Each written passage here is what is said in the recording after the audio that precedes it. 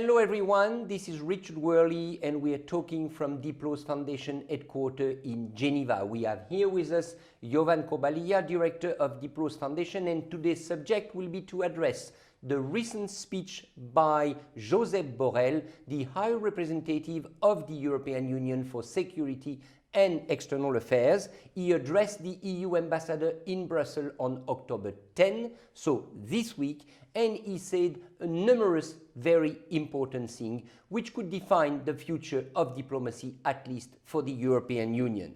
The title was Opening Speech to the EU Ambassadors Annual Conference 2022, and I will give some quote at the very beginning. What he said is, we have to deal with the new frontiers of diplomacy. That was the title of this meeting, the new frontier of diplomacy and a big range of issues. And Mr. Borrell continued, he addressed the EU ambassador and he said, we need to revitalize multilateralism at this time of power politics. We need to talk about European security in the light of the war in Ukraine. But he said there are other types of security crises, and this is why we are here at Diplo to comment and talk about that speech.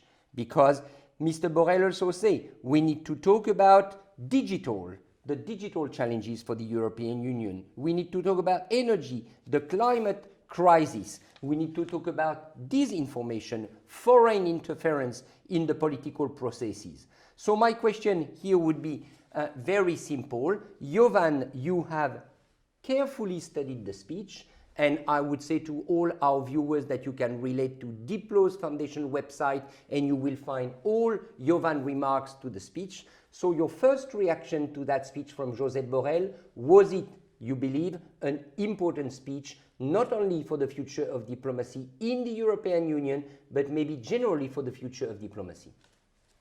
Yes, it was by far the most important diplomatic speech of this year. It is important because it brought clarity in his message. It's not typical diplomatic language, but clearly he defined geostrategical challenges that European Union is facing, but also global challenges when it comes to foreign policy and diplomacy. It was a speech that highlighted really delicate and important role that diplomacy, European, but also other diplomacies, should play in securing the future of the world and managing whole range of crises, from security one to energy, digital, food, and unfortunately the list is very long.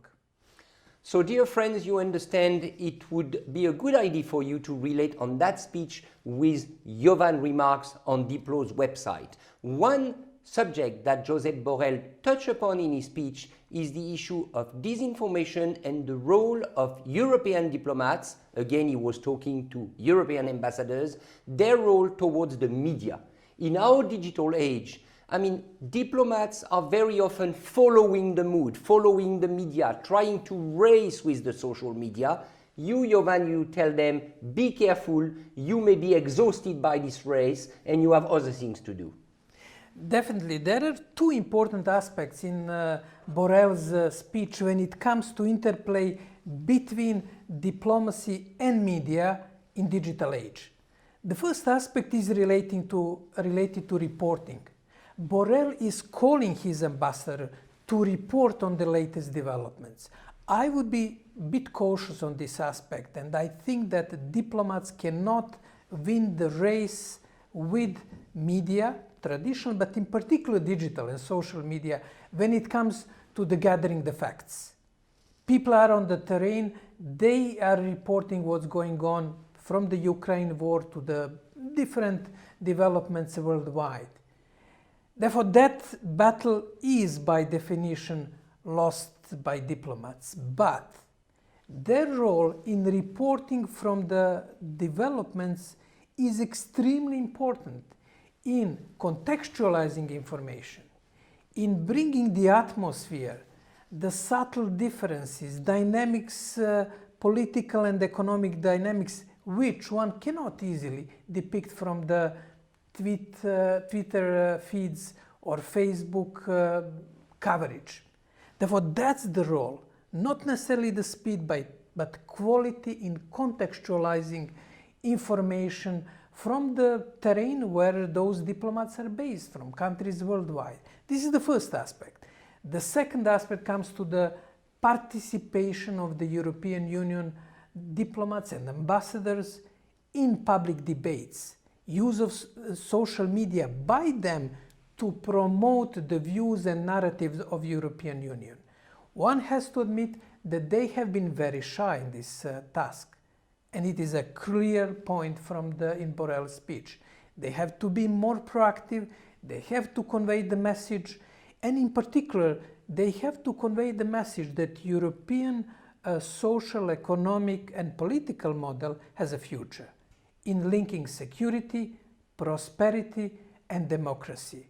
And that is in a way battle that they have to conduct in capitals worldwide on the key narratives and on the future of, I would say, not only European social, cultural, economic, and political model, but also future of enlightenment in a way, future of the political, economic, and social system that has been developed over the last 3 centuries. We are talking here from Geneva headquarters of DiploFoundation with Jovan Kurbalija, director of Diplo's, about Josep Borrell's recent speech when he addressed the EU Ambassadors Conference in Brussels on Monday, October 10. Once again, you can relate to the speech on Diplo's website, where you will find also all the remarks made by Jovan and other staff of DiploFoundation, giving you more insight about what the speech of Josep Borrell was addressing. But there is a third issue I wanted to have your view on, Jovan, is the so-called Brussels effect. Josep Borrell made it clear, and we can understand it, that Brussels should have an effect on world affairs, that diplomats from the European Union should be player in the game, should be actor of the game. There is the digital game, the digital issues, and you know them very well. Is it right from Josep Borrell to tell there is a Brussels effect, and should European diplomats be more confident on those issues? Yes, Borrell is clearly stating that European diplomats should be much more cautious, modest, and in a way humble in conveying their message. They should not impose any solution on the other countries. And here on this point, he's cautious about Brussels effect. I would just complement his useful caution on that with the need for Brussels effect in capitals worldwide, because Brussels has unique strength that it can negotiate, for example, with big tech companies in the field of data, artificial intelligence, competition policy. And in that sense, it is not necessarily the question of Brussels imposing its solution, but it is the other way around, of countries worldwide waiting for the outcome of this, let's say, regulatory battle between European Union institutions and tech companies in order to see how they can address pressing issues of our time, such as data protection, artificial intelligence, consumer protection.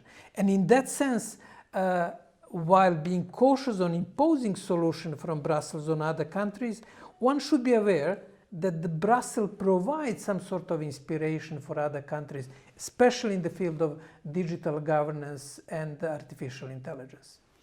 Thank you very much, Jovan. For those of you who are not familiar with DiploFoundation, I would recommend you have a look at our website, www.diplomacy.edu. You will find there Jovan Kurbalija's blog, but also numerous comments on digital affairs by Diplo experts. This session was especially dedicated to the recent speech by Josep Borrell addressing the EU ambassador on October 10. I would quote him here when he said, We live in a world of radical uncertainty. The speed and scope of change is exceptional. We should not try to deny it. We should not try to resist it. It would be a futile effort. That's exactly what we think at DiploFoundation. We're definitely looking ahead and especially looking to the future of diplomacy. Stay with us. We'll come again.